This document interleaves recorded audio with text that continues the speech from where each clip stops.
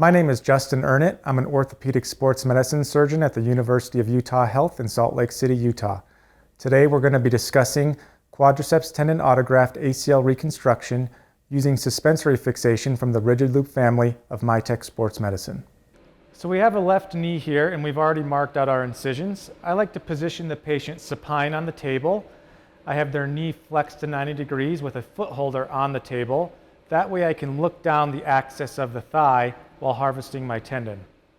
I mark out all the poles of the patella, my tibial tubercle, as well as the lateral border of the vastus medialis, so I can have an idea of the trajectory of my quadriceps tendon. I typically make a vertical incision, although transverse incisions are also applicable. I make a 2 to 3 centimeter incision directly lateral to that vastus medialis, in line with where my harvest is going to be. We're going to elevate some medial and lateral skin flaps.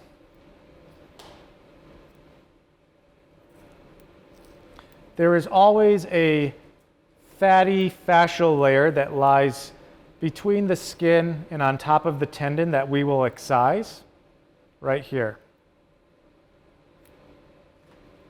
And we just ellipse this out in line with the incision down to the level of the quadriceps tendon.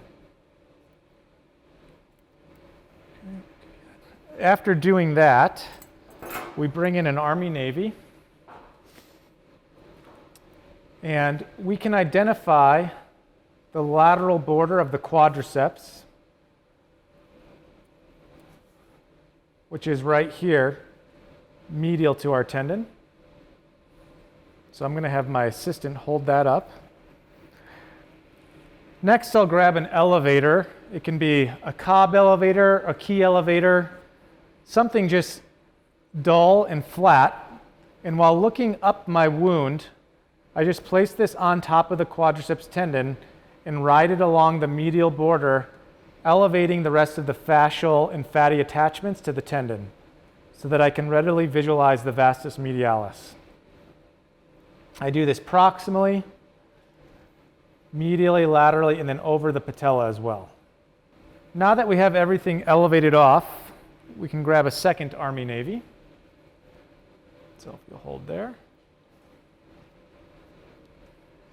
And we can readily view our quad tendon.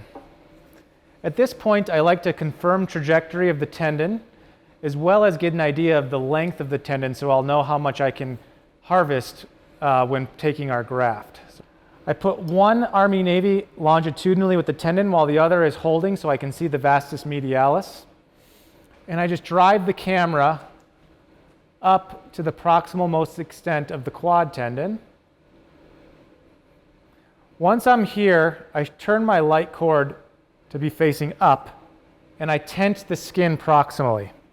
I make a mark where my light is hitting the skin, just so I know how proximal I need to be. And then I pinch my camera at the superior pole of the patella, and I take my ruler, and I get an idea of how much tendon I have to work with. It looks like in this patient, we have about 85 millimeters of tendon before we hit muscle belly, which is more than enough. I like to ideally harvest between 65 and 70 millimeters of tendon. So now that we have an idea of our trajectory, our quad tendon is fully released of any attachments, we're ready to start the harvest. I palpate the superior pole of the patella. I like to take a near full thickness graft, trying not to violate the capsular or the synovial layer. However, if you do go full thickness, it is totally acceptable. I typically shoot for a graft that is 9 to 10 millimeters in diameter, and I use an all soft tissue graft, although harvesting a bone plug is also an option. So here I have a parallel 10 blade, 10 millimeters in length, and I'm going to adjust my retractor so I can see my superior pole. It's important that you always keep an eye on your vastus medialis, and also don't cut too deep here, as the trochlea will be right below your tendon, and you don't want to damage the cartilage of the trochlea. So I just go in about half thickness, straight down onto superior pole. And I just get this started. I then transition to a regular 10 blade. A 15 blade also works. And I'm just going to elevate the tissue off of the superior pole of the patella. And I'm going right down onto the periosteal layer so that I have a working piece of tendon to get started on my harvest. There's a little bit of fat on the bottom. That's when you know your full thickness. So I try to stay just above that fat layer, and that looks good. Next, I'm going to use a number 2 ortho cord to grab some control of this tendon stump. And I'm just going to whip stitch it with some locking stitches a few times so that I can gain control as we continue with our harvest. I like to keep this stitch in place because it helps us guide the tendon up into our drill tunnel when we actually go to implant the graft into the knee. So you can see here we have control of the tendon. We have a couple options at this point. I like to use either a Mayo scissor, a curved osteotome, or even a knife to complete the rest of my harvest. So I will go back to the knife just to get things started. And I'm just keeping my 10 millimeter diameter here. And I'm always keeping an eye on where my vastus medialis is so that I don't violate the muscle tendon interface so that we can later close down the defect. And again, I look in here and I can see the synovial layer, so I'm just about near full thickness. So I'm going to adjust our retractor to be looking up the tendon. I can see my vastus medialis in here, and I'm just going to do a proximal trajectory, keeping a little cuff of tendon, and I just like to use my Mayo scissors to manually march up and down the medial and lateral aspect. When you get further up into the wound, sometimes that's where a nice sharp curved osteotome can help you really get a nice smooth edged resection of tendon.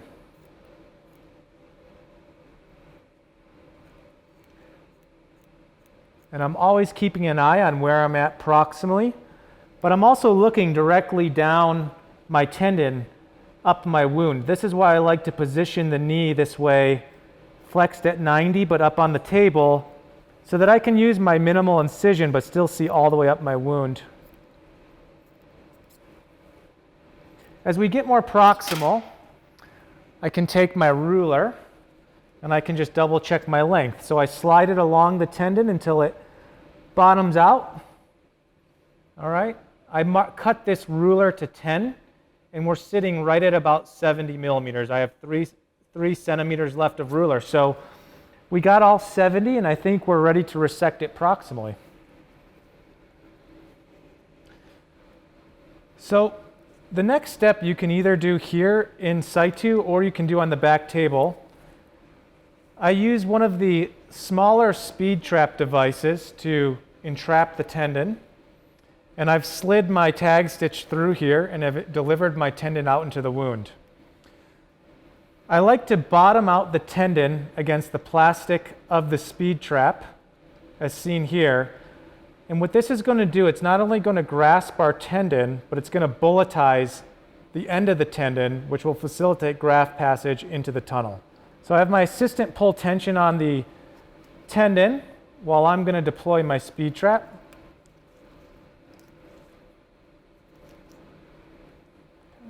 We've bulletized the tendon end, which again will facilitate passage. So we're now ready to release proximally. We've confirmed we have 7 centimeters of tendon. We haven't violated any muscle belly. We have 2 options. We can again confirm with the camera here all the way up to our harvest site, as you'll see here on either side. So at this point, I like to, rather than use the camera, just have my assistant elevate. I take an 11 blade and percutaneously stab the skin at the level marked by our camera. And you can see there's the edge of my longitudinal slices. and my 11 blade is coming right at the apex percutaneously, and with direct visualization, we're just going to release that tendon into the wound. And we're still not violating any muscle.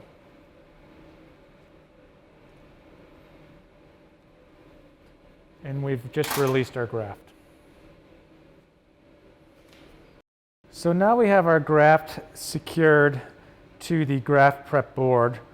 We're going to use a MyTech Permaloop suture tape to prep the other end with a locking stitch. So we've already looped the tape. We're going to just pass our suture through. And this is going to allow us to gain control of the opposite end of our graft, but also create a locking stitch for our rigid loop suspensory fixation to secure onto and allow us to insert the graft into the knee.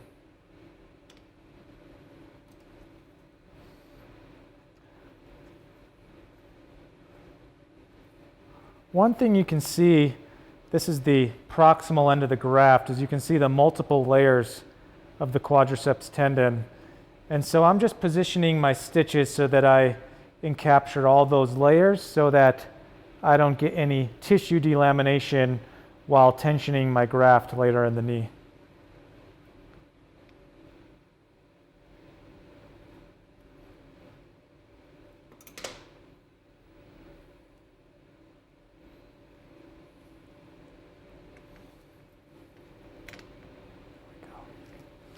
And then we can kind of just trim off these excess ears here. So we're now ready to apply our rigid loop BTB to the tendon. And so we've started here on our side that has been prepped with the ortho cord and the speed trap.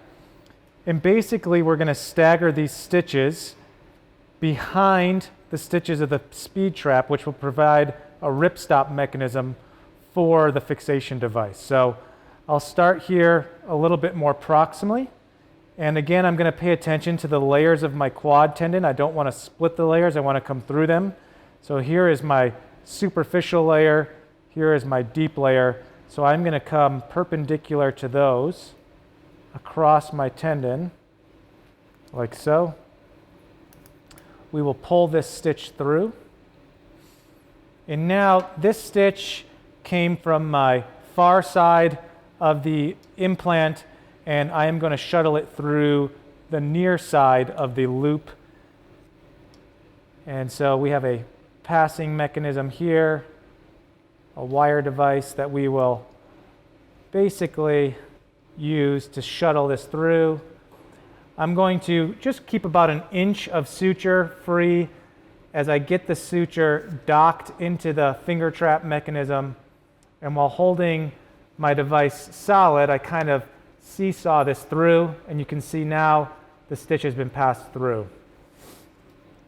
And in order to keep this taut, I am going to dock it into the little ridge here on the device. We can go down to this one, just free. And this will keep tension so that when I'm passing the second suture, it passes with a little more ease. I'm going to now free the second stitch off of my card. And this one we're going to pass from near to far. And we're going to again stagger it so that each is pulling through a different section of tendon. Okay. And so again, I identify my layers. It looks like this trajectory is going to be good. And I'm going to go just a little bit distal to my last between the layers of the speed trap mechanism.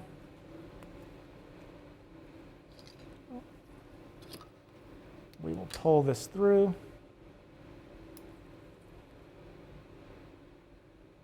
There. And now it's just the same action where we are going to pass through the wire. Make sure we're not tangled.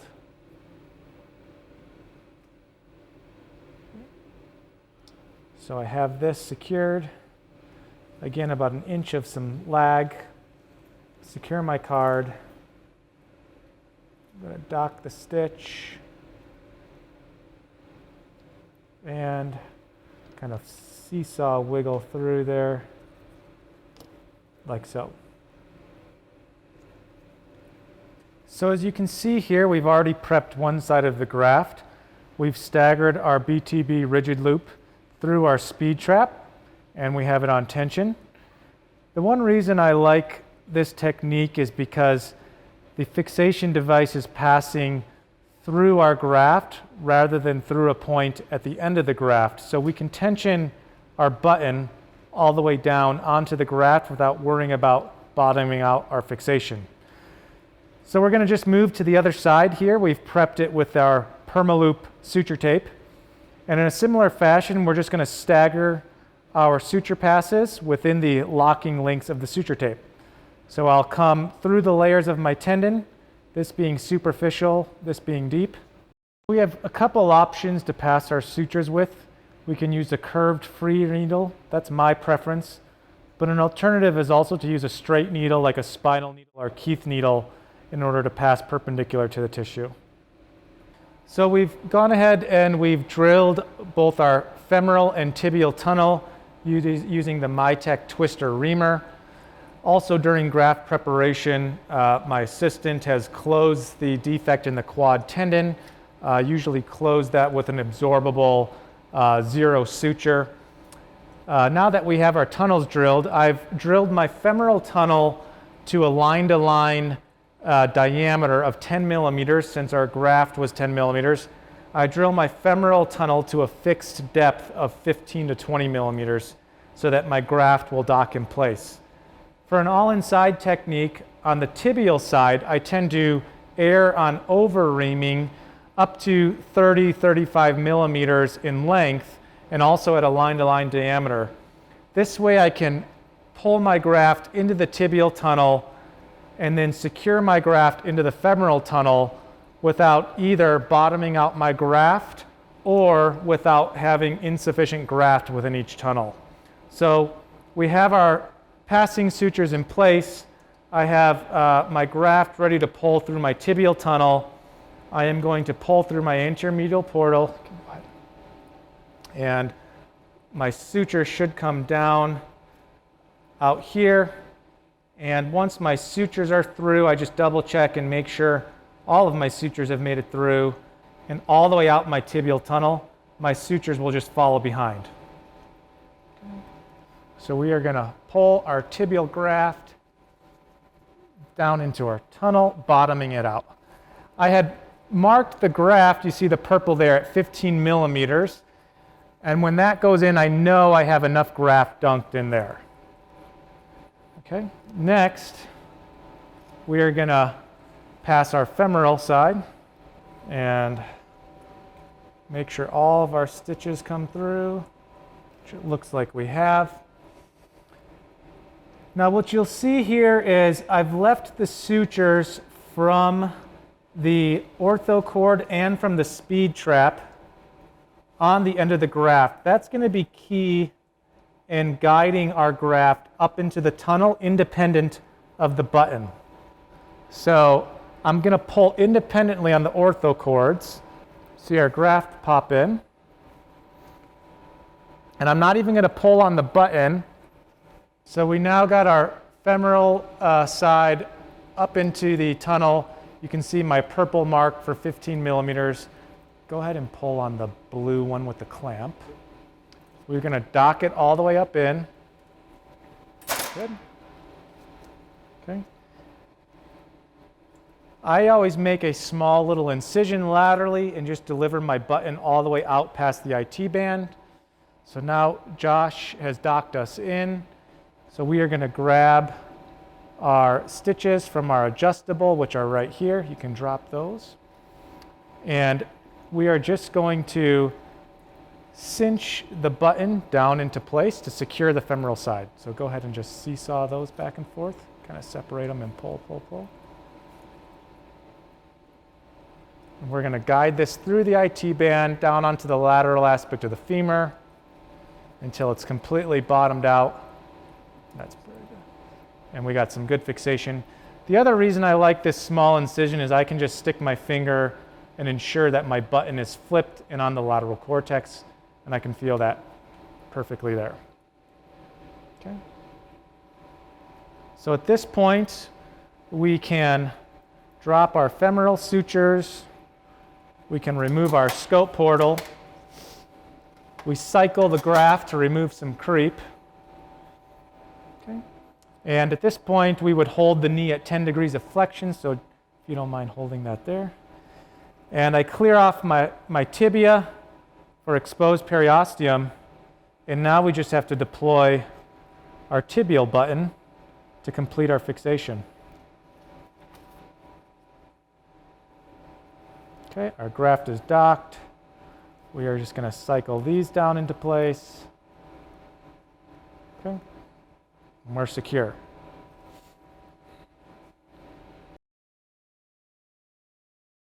Post-operatively, I allow my patients to weight bear as tolerated, as well as perform range of motion as tolerated. If I perform concomitant meniscal procedures, I do protect their weight bearing for 4 weeks. Thank you for tuning in and hope you enjoyed this video.